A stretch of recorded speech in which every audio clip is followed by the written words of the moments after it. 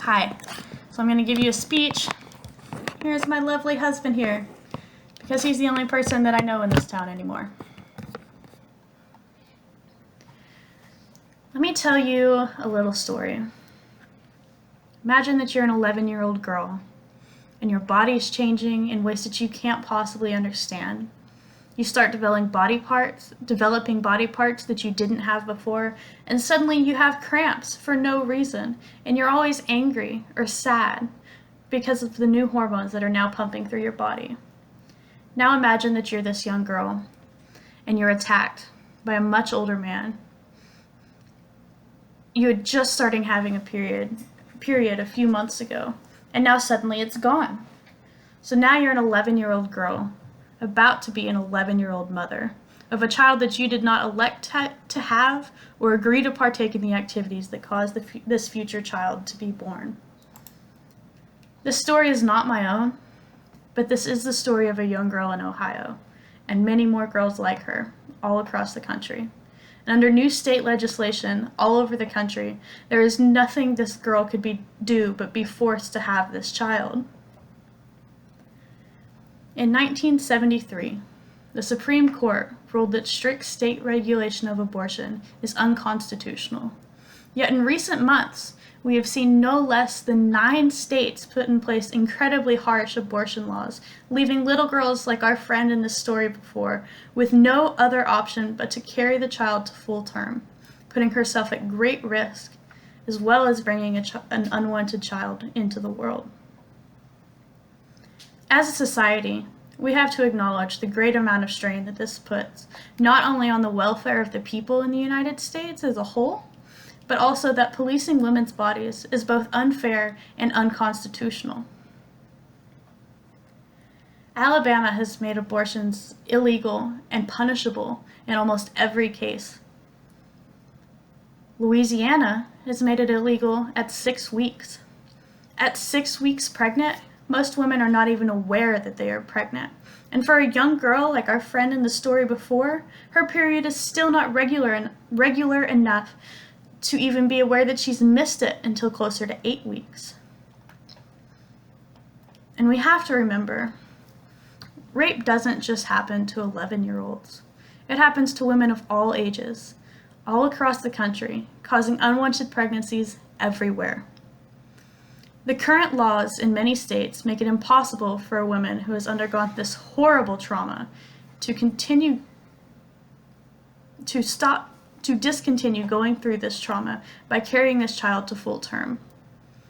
This could easily be the story of your wives, your daughters, your sisters, your mothers, any female friends that you have, or anyone that you've ever come in contact with that just happens to have female reproductive organs. It is unfair to force these women to live with what will become a child that they do not want. And abortion should be accessible for more than just rape. Let's take into consideration another situation. You're a 20-year-old girl, you're in college, you have a serious boyfriend, and you two have discussed marriage, and you can imagine a future with him, but at the moment, you're still in college, and you have a lot of student loan debt stacking up. You practice safe sex with your boyfriend in many forms, but none of them are perfect. And you wake up one morning, you're feeling sick, and you realize you missed a period, and you have an exam in 2 hours. So you run to the store, and you grab a pregnancy test, and it comes back positive. What are your options? Well, in several states, you don't have any. But you can't raise a child right now. You can barely feed yourself ramen once a day. This girl should also have the option to terminate the pregnancy early. She should have the option to pursue her future and her career to make a life for herself. Her boyfriend is not legally obligated to do anything for this child. He can still continue to go to college without going to the doctor a million times, without his body just changing by the second, and without having to worry about an eventual long and grueling delivery that could possibly lead to her death. As BBC says, the right to abortion is vital for gender equality, So shouldn't these same rights be provided to the woman in the name of making all genders equal? Shouldn't the right to a career and a life also be offered for her?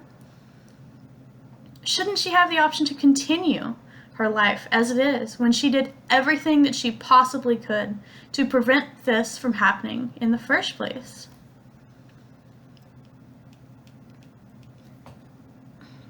As a society, we must stand up against the people who are trying to eliminate abortion and take the right to a career and a life from these women all across the country. The young girl in our first story wasn't even old enough to be considering having sex, but it was forced upon her anyways. And the woman in our second story was enjoying some intimate activity with her very serious boyfriend and was taking precautions to ensure that she did not get pregnant, and they failed. Both of these women are deserving of a life without guilt and obligation to children if that is what they choose. In both cases, these women could choose to keep the child, but they deserve the right to do that, and these women deserve the right to choose. Thank you. And here is my lovely husband again.